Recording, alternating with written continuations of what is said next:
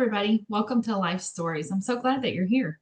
Today on the podcast, I speak with Michelle Parish. I had the privilege of meeting Michelle at a retreat a few weeks ago, and I didn't know her whole story then. I've said this a couple times.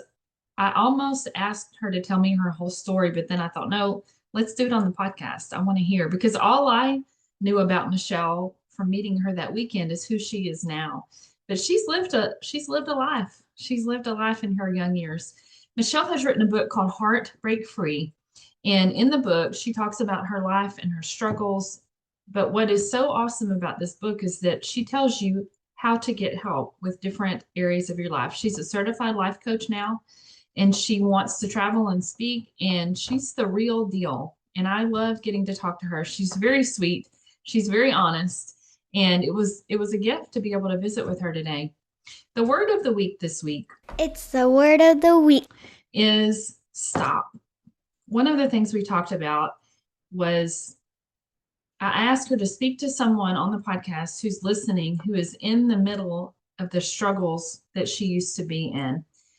And one of the things she said was, when are you going to stop?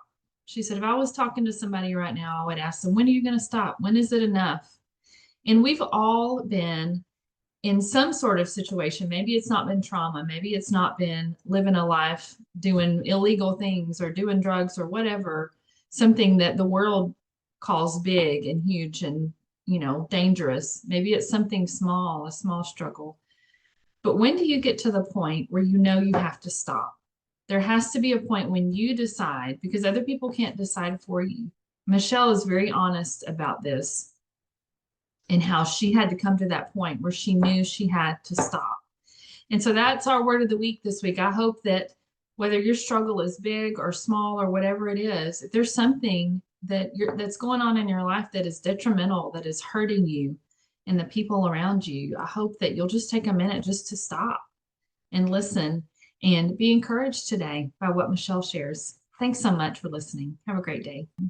I'm very excited to talk to you for a lot of reasons. Number one, because I had the privilege of meeting you and getting to know you. And it's always kind of awkward when you go into a place where you feel like everybody knows each other. And like, I only knew You're the only one that doesn't. I'm like, everybody knows everybody but me. But I was very impressed with you. You're older than I thought you were, because I thought you were a lot younger. You're very mature.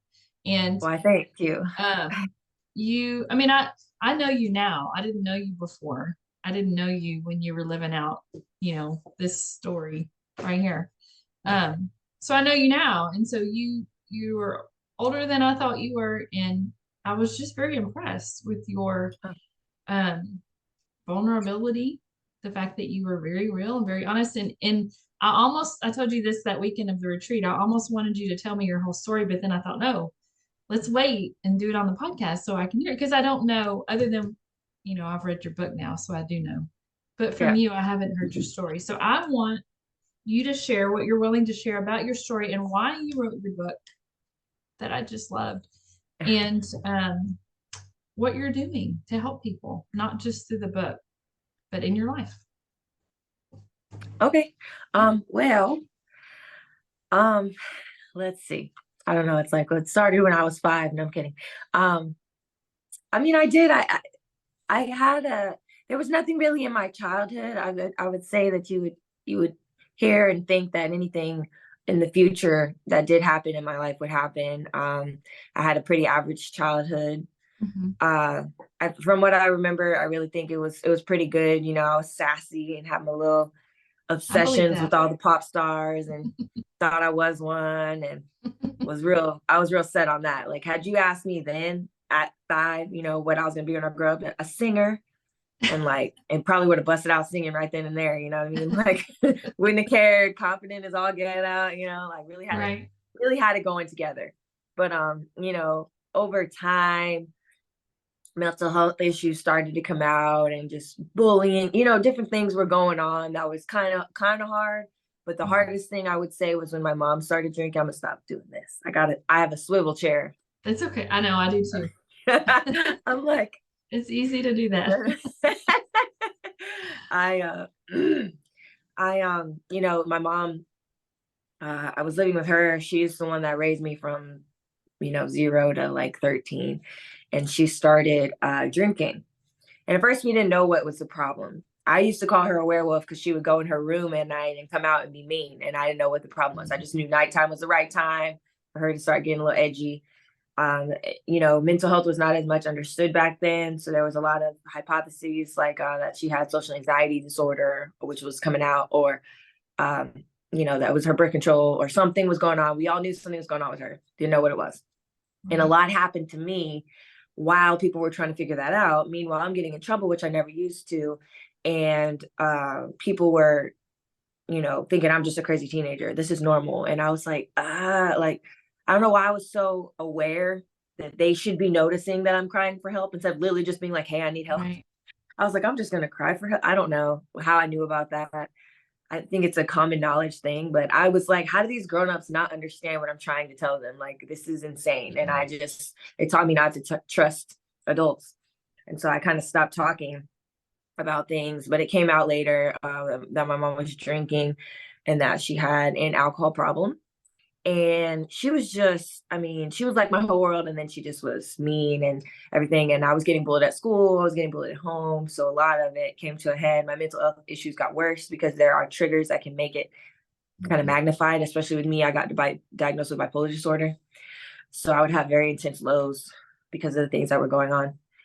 And really just the reason why I've come through a lot of all of that. My mom died. I ended up in addiction as well, which got really bad. I had to go to a year-long faith-based Christian rehab to get better. And then after that, I did an internship with my church. So I basically locked myself away for 2 years to get things right and get right with God. And that's what saved my life. And in the time that happened, I got my book is called Heartbreak Free. And so it's about heartbreak. I got my heart broken one more time. One more on top of it's so many. It was cruel. I was like, again, no.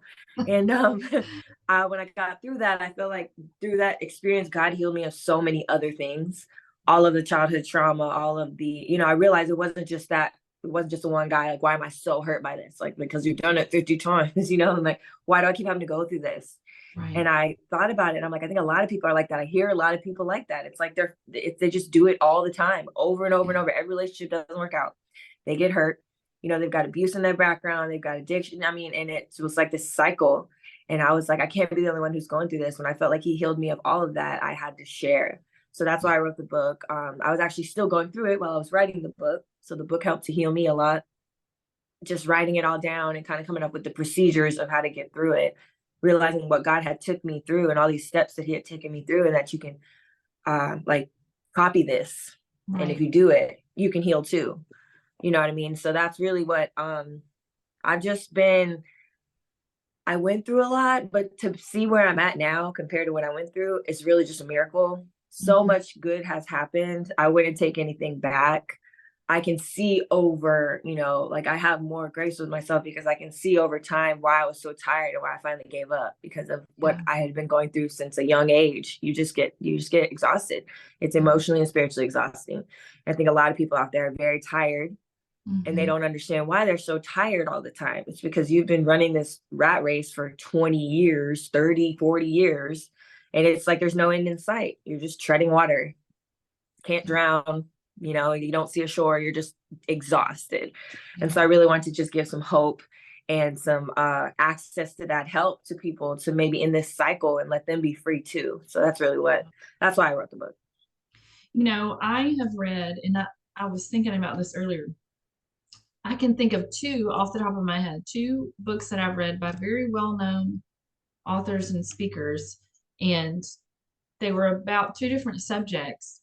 And it was like, you said you were writing this book while you were still going through some of your healing. And it's like they were still dealing with the issues that they were talking about in the book. But in the end of the book, I didn't feel like I learned anything. I felt like I was just listening to their struggle. You know what I mean? I didn't feel like what I love about your book is that you're very honest, number one, about your story and your life, which I think, if I'm going to learn from somebody, I want to learn from somebody that's been through something and tell me how you got through it and how you overcame. Don't just tell me a sweet little cute story about how you were sad and then now you're happy. No, I want to know because I've struggled And I feel like the people that I've been able to help and the people that we've helped, my husband and I together, we've had to be real. We've had to be vulnerable. This is what we went through, and it was hard and it hurt, but this is what we did, and this is how we overcame. And you don't just talk about your life. You don't just talk about your struggles. You give step by step help. This is what I did. This is what you can do. You lay it out for people. And like you mentioned, I think a lot of, well, I don't think, I know a lot of people are hurting. A lot of people are hurting. People don't know how to get help. They don't know who to ask. They don't trust people in the church a lot of times if they're not in church. Um, they don't trust people with their stuff. It's hard to be real. It's hard to be vulnerable with people and be honest about, okay, I'm struggling with this. This is hard for me and it's embarrassing or it's, whatever. You are very, very helpful in this book. And so that's why, I'm encouraging people to read it because it's not just a story. It's not just a sweet little story about Michelle and what she went through and now she's all better. No, it's a step by step. And you have it separated in categories and relationships and trauma and different things so that people, like you said in the beginning of the book, maybe you don't struggle with this, maybe you struggle with this instead, and you can go straight to that. It's a very helpful book. And I mean, I really did because I have been through so much healing. I've been through so many different classes and um, counseling and different things. People don't know how to get help. And this is helpful. This is a start and a beginning for somebody. And I just love it. I'm so glad that you did it. Thank you. So you talked about in the book, you said that so the first place you went to was a rehab, and that was because of alcohol or whatever you were. Meth. Oh, okay. Oh, no. But I guess it was the girls' home. You were already sober and you went and did something else after Yes. that. So what did you learn when you were there in that internship? A lot about just getting closer to God, because that was the whole point, was just Right. immerse yourself in God, God, God all the time. And that was basically what the rehab was.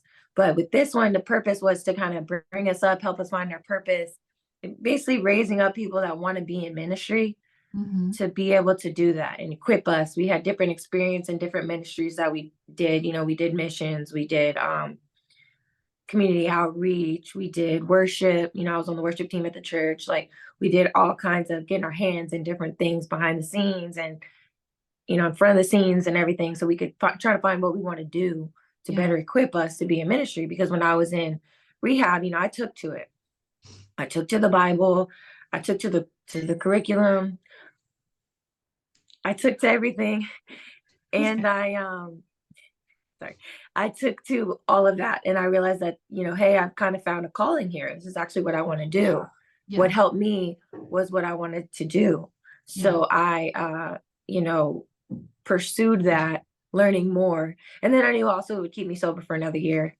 But Right. basically just, getting closer to God, hearing from God, and doing his work, being more equipped to do his work. Right.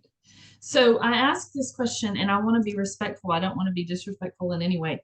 But for They're fine. people that are not who don't know anybody or haven't been through rehab or haven't been on drugs, or tell me what it was like going into that rehab and Oh, your time there. it was special. It was special. That's a nice way to put it. It was special. It was very strict. Yeah. For sure, but it had to be. Yeah. Because we don't need, I remember I didn't want to go at first. When I first heard about it, it was funny because I went to a conference, and that's where I first heard about it. I went to a Christian women's conference, and I didn't know I was an addict, right? Mm-hmm. So I hear about this place. I'm like, oh, I want to donate. I have no money. No money. I had no source of income whatsoever. Know what I'm going to do. I want to go talk to the girls because I just know I can help them because I'm so inspiring. Like, what the heck? Anyway, I was delusional, but I wanted to do that, and then when it came my time and I'm at my friend's house, same friend, because I almost got shot. Yeah. She's like, you can go to that place you want to donate to. I was like, what? I thought it was for like abused women. But it's like, we're not just abused women. Probably a lot of us were abused, but we did a bunch of stuff actually that was wrong. We need discipline. I knew I didn't just, like, I was messing up. I wasn't just out here like, oh, I'm a victim and I'm sad and I need help, yes, but you are bad, like a bad person right now, like god awful. You need to get, so I knew I was going to Jesus boot camp is what I thought. I thought I was going to go do my time, you know, when I was on, literally, when I was on meth, I was convinced that I was either going to hell or jail. And this to me was like, I'm going to live, Yeah. but it's an in between. That's what I was thinking. I will tell you, it was a lot better than that. It wasn't what I thought it was going to be. It was like a resort compared to what I was expecting to do. I Right. trained for it. I stalked and I called and I got their schedule. And then at home, I mocked the schedule. So I wake up and I read my Wow. Bible and I do this and that. Yes, for 2 weeks before I Oh went, my right? And I got gosh. clean. Yeah, because I was like, I'm not going to be traumatized. I'm not going to go. And literally, they wake me up and I'm used to sleeping until 4. And they wake me up at 5:15. Like I'm going to, and then I didn't want to be detoxing. I want to be ready. And I was like, I'm gonna be good at this. I'm gonna really, anyway. So I was serious about it. The lady that took my intake call still remembers me from all of that.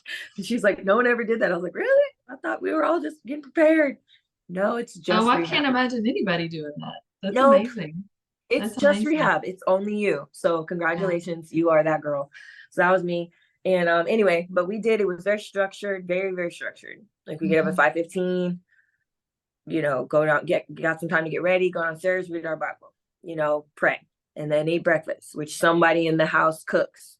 And it's not like they're cooking for us, it's one of us. So we all took our turn in the kitchen. And at that point, you wake up at 4:20. So special. And then, like we you have to ask to go to the bathroom. The only time you're ever by yourself is in the shower, literally, period. Wow. Like, period. Yeah, everything is monitored, phones are tapped. If you have a phone, which it takes like 6 months to get a phone, it's not your phone. Vehicles are tracked, everything. It was like locked down, you know what I mean? But they're really not playing games with us. Like they're trying to keep us in line. Like, you want to be, you're not an upstanding member of society. You can't be trusted. You're not in a good place. You need to be made to be like in a good place, because when you do drugs, it opens up your mind. And it can be really bad, but also it puts you back in that critical time period, like when you're 13 or when you're 5, like where you got to go, parents got to go in there and teach you right. So it'll stick, because it's a critical time period. Now, what did we do in my critical time periods? We did not do what we were supposed to do. So the Lord opened back up a window and here we are again, and I'm moldable, you know what I mean? So you want to mold correctly. So that's what they're doing in there. They're molding you back into being an upstanding member of society, probably better than you ever have been, in my opinion. Hardest, best thing I've ever done, but it was super strict. And it was just go, go, go all the time. There was like not really a lot of rest. There wasn't, all we listened to Christian music. There was no, like, we barely watched TV. I had no idea what was going on in the world. Wow. I joke with my brother. I was like, who's the president? He's like, Obama. It was so funny. Like, we didn't. I still don't even halfway know what's going on half the time, but it was a really intense experience that I would almost recommend for every person, because I know that it would better them. But I needed it. Any addict, for sure, it'll get you right. Like, and people have a really high success rate that graduate the program. That's awesome. What would you tell somebody that's listening who has a friend or a daughter or a niece or somebody in their life who is going down the same path that you were going down? What advice would you give to someone? Or maybe somebody listening that's there. They're there where you used to be, and they know they probably need help, but they don't know what to do, or they're scared to ask. What would you tell them? I'm trying to remember what my book said, because I know I came up with like good little step by step. But no, honestly, like, if you're the friend, my friend that got me help was available. She made herself available. A lot of people don't want to talk to you. They want nothing to do with you because you're dangerous, you know what I mean? And you're in a bad place. But it's, if you can, just plant the seed and make yourself available. Yeah. You know what I mean? Not like to give them money, nothing like that, none of that. I mean, she paid for endless Ubers. That girl, I owe her a lot. But it's like, you will get taken advantage of, and when they're in that place. But at the same time, they need somebody at some point. There's got to be somebody they can turn to. I would say, don't give up. No matter how bad it is, nobody is beyond hope. But number one thing is to pray for them. Like, for real, pray for them. Pray for them for where God wants them to go, because not everybody needs to go to a intense special, no, I'm kidding, program, it like I did. Not everybody's Yeah. fit for that. You know what I mean? There's lots of different avenues that you can take. There's lots of Christian programs. There's lots of non-Christian programs. There's just AA, there's pray for what they need. We know they need God. Like, that's what saved me, period. But we Right. pray to him to help them in whatever way they specifically need. And how can you help the journey is really the best thing I know that people did was pray for me. Like, I know my family and my friends never stopped praying for me, and those prayers got answered big time. So it sounds real simple and cliche, but for real, that's the biggest thing you can do. You know what I mean? Pray for guidance for them, for direction and everything for them and you, for what you should do. Right. If you're the one that's struggling and you're listening to this, it's just, when are you going to call it? When are you going to get to that breaking point?